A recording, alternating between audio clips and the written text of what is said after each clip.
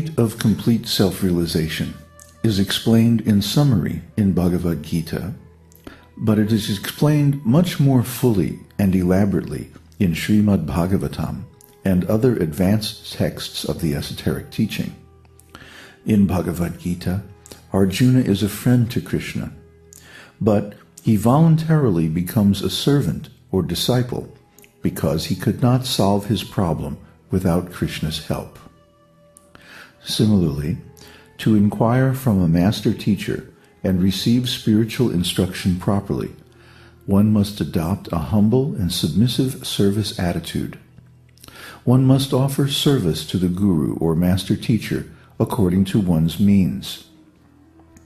In other words, if one is very wealthy, one should donate a significant portion of one's wealth to the mission of the spiritual master.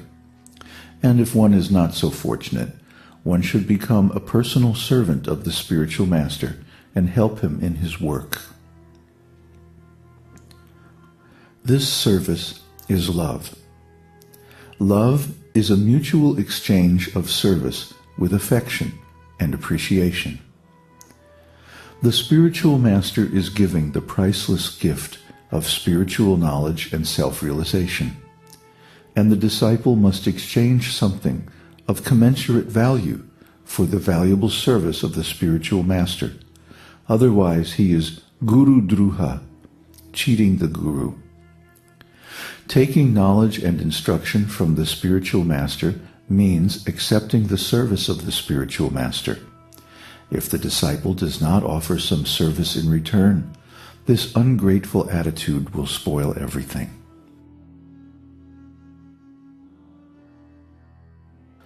Love and affection must be mutual and reciprocal to be satisfying. No one likes a cheater. No one likes someone who dumps their lover. And this is particularly true in the spiritual realm. If one tries to cheat one's spiritual master, whatever knowledge he has becomes useless. So it is very important that the disciple should serve the master teacher, because this is what activates the knowledge he has received and empowers him to realize it in practice. The exchange of loving spiritual service between the master teacher and disciple is practice for the exchange of love with the Lord. It is a test. The servant of Krishna who teaches the disciples is very, very dear to Krishna. Ya idang paramam guhyam madbhakte svabhidhasyati bhakting mayi param kritva mam evaishyatya sangshayaha nacha tasman manushyesu kaschin me priya kritamaha bhavita nacha me tasmad anya priyataro bhuvi. For one who explains the supreme secret to the devotees, devotional service is guaranteed, and at the end he will come back to me. There is no servant in this world more dear to me than he, nor will there ever be one more dear. Bhagavad-gītā 18, 68 and 69. Krishna wants to see how you treat his representative before he is willing to reveal himself. He is saying, if you love me, then love my servant. Ye yata mang prapadyante.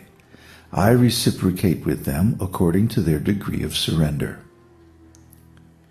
If you take the relationship with the master teacher cheaply, then Krishna will remain elusive and you will not find the satisfaction you seek. But if you give your heart and soul, mind and body in service to Krishna's representative, then Krishna will give all of himself to you in the way that you most desire.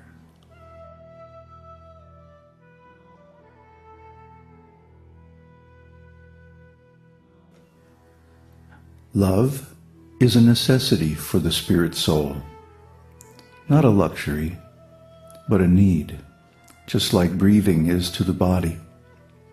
Love is the food of the soul, the nourishment of our spiritual existence. Without love, nobody wants to exist. Every teenager knows this. And it's a great crisis in life when we realize that the idealistic concept of love that we hold in the core of our hearts cannot be realized in this material world. But it can be realized through the esoteric teaching. In the spiritual world, love is the very stuff of life. The perfect, beautiful love relationship between the soul and the Supreme is the basis of existence in spiritual life. So, the esoteric teaching reveals this layer of consciousness which is currently dormant due to the covering of material ignorance. The spiritual master gives us the key. Actually, you already have the key. It's the holy name. Om Namo Bhagavate Vasudevaya. Such a simple thing, but so powerful. Just like E equals MC squared. Such a simple little formula. But in that formula, the essence of modern science is locked up, if you know how to use it. Similarly, complete self-realization is there in the holy name, but it must be chanted without offenses.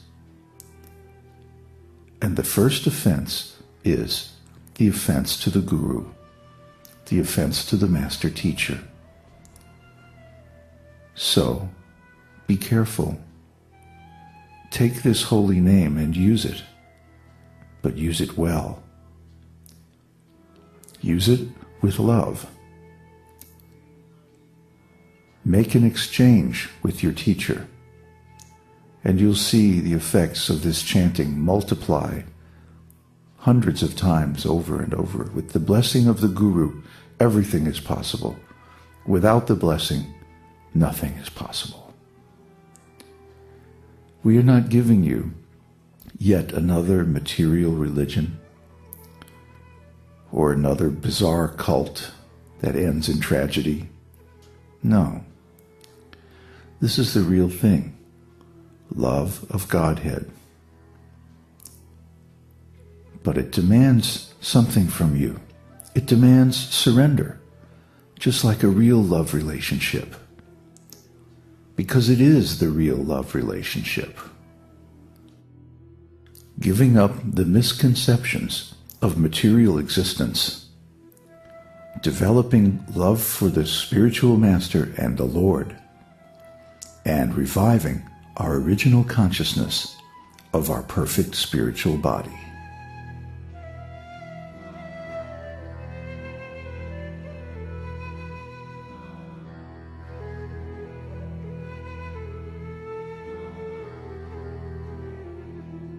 The music for today's podcast is from my CD, Vipralambha, Love in Separation, available through cdbaby.com.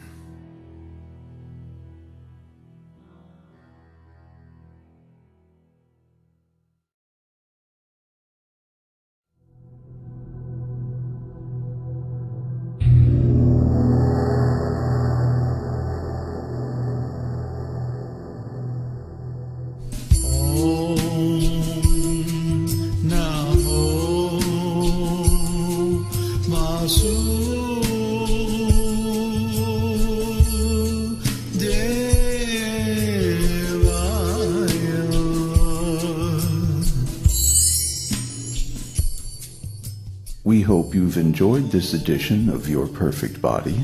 This is David Hughes, your host, reminding you to visit us on the web at esotericteaching.org, where you can purchase the complete Esoteric Teaching Introductory Seminar DVD and many CDs of transcendental music and mantras.